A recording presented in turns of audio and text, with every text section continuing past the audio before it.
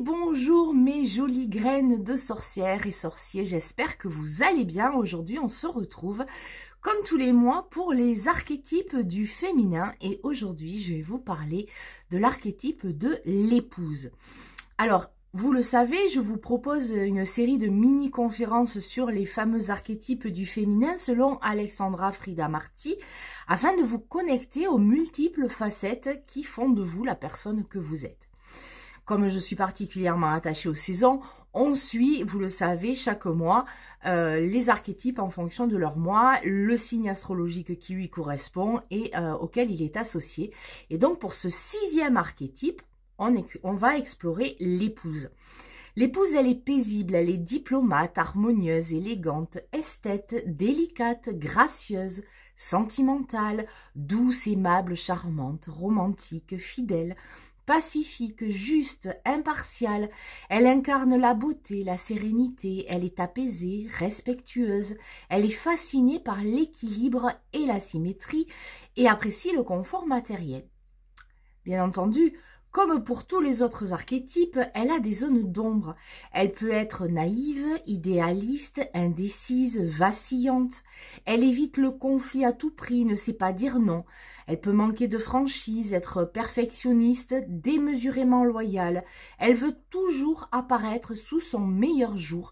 Elle est capable de mentir pour éviter de dire une vérité blessante. Son symbole, c'est la bougie, sa temporalité du 23 septembre au 22 octobre et son signe, évidemment, la balance. L'épouse, elle nous accueille aux portes de l'équinoxe d'automne, le passage qui symbolise la rencontre entre le jour et la nuit. C'est ainsi qu'elle tient l'espace sacré de l'équilibre entre la moitié lumineuse et la moitié sombre de l'année. Son âme nous invite à nous harmoniser avec grâce et justesse. Elle porte le symbole de la balance, de la justice, qui représente l'union et l'impartialité. Cette grande esthète fascinée par l'élégance prête attention aux détails. La lumière, la température, les mélanges de parfums et de fragrances. Elle arrange les espaces dans lesquels elle se trouve avec délicatesse et raffinement. C'est la prêtresse de l'harmonie et de la résonance. Elle trouve satisfaction dans la perfection. Elle peut avoir de la difficulté à voir le beau dans les instants simples et naturels de la vie. L'épouse, c'est la gardienne du mariage et des relations sentimentales. Elle attache une importance considérable à la bonne entente du foyer qui, pour elle, représente le temple de l'amour. Elle est sensible, compatissante et empathique. Ses relations humaines sont des liens sacrés qu'elle tisse avec courtoisie et finesse. Sa bonne éducation l'empêche parfois de réussir à se détacher des relations devenues néfastes ou toxiques. C'est la reine de la neutralité. Elle possède le sens de la justice et n'approuve aucune forme de guerre, d'hostilité ou de violence. Elle utilise sa diplomatie et son tact pour arbitrer les discordes. Elle est à l'écoute des points de vue de chacun. Sa philosophie de vie est inclusive puisqu'elle estime que la réalité n'est pas binaire. Cet aspect pacifique de sa personnalité peut laisser penser qu'elle est naïve ou mielleuse, alors qu'en réalité, son impartialité lui demande beaucoup de courage et d'ouverture de cœur. L'épouse est à la recherche de l'équilibre et de l'alignement. Attirée par la symétrie et les figures géométriques, elle peut montrer de l'appétence pour les gymnastiques corporelles et méditatives qui structurent le corps et le mental. La concentration et la précision sont des qualités qu'elle estime. Elle aspire à l'élévation de son âme. Ces qualités pacifiques la guident vers la réconciliation. Elle cherche à s'épouser dans son intégralité. Elle réunit sa lumière et son ombre dans un alliage sacré. Elle épouse son masculin et son féminin, son yin et son yang, son feu et son eau.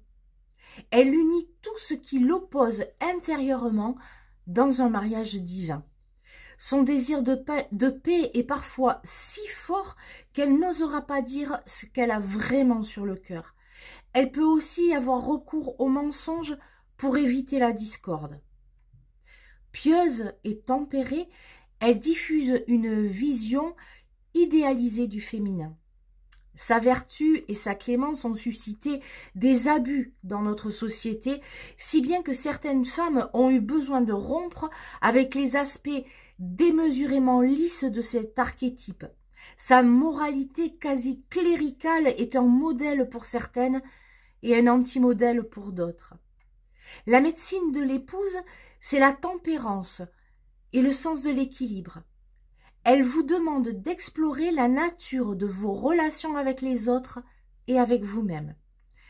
Elle invite votre âme à la réconciliation pour vous hisser vers l'harmonie divine et l'égalité d'humeur.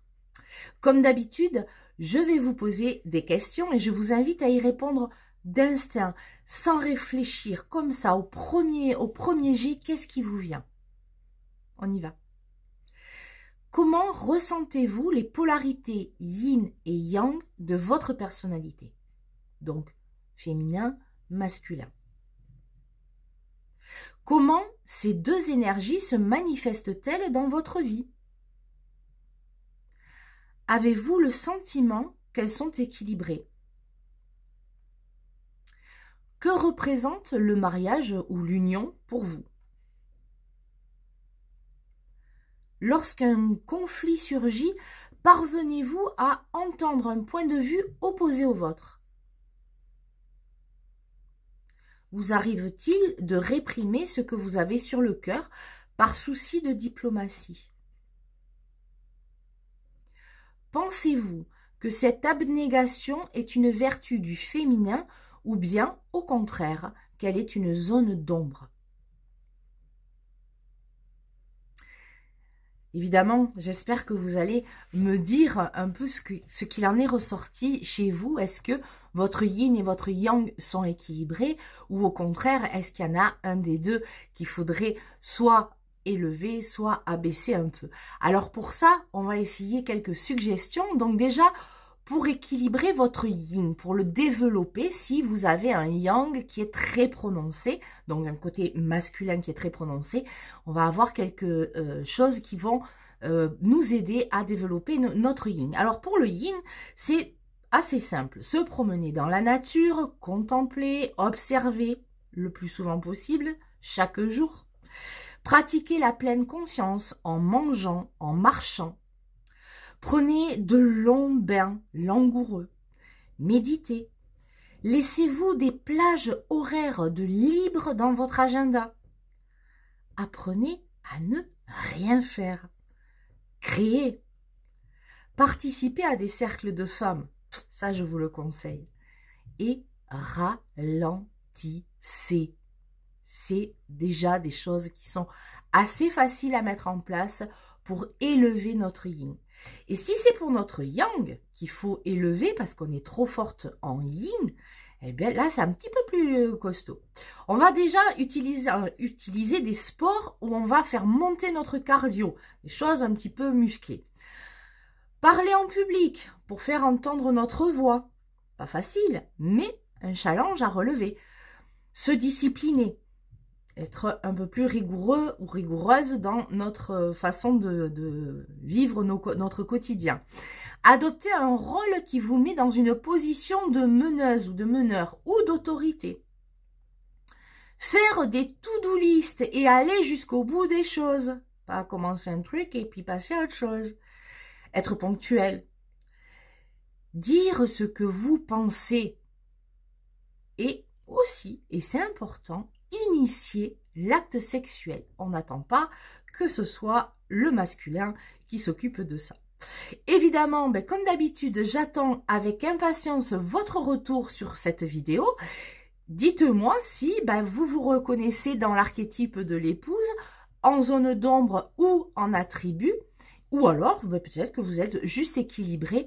Appelez cette épouse pour vous apporter de la douceur, de la délicatesse et de l'harmonie dans votre vie. Et puis, comme d'habitude, je vous demande de liker, d'appuyer. Vous allez sur le Facebook aussi, Naturo Mystique, plus on est de fous, plus on rit et c'est mieux. Faites circuler aussi ces vidéos, je pense que c'est important, elles sont pas très longues et elles peuvent donner des pistes de travail pour vos amis. Et puis moi, ça me fera plaisir aussi de voir que vous participez à mon travail. Je vous embrasse très très fort, je vous aime et je vous dis au mois prochain pour le prochain archétype. Bye bye.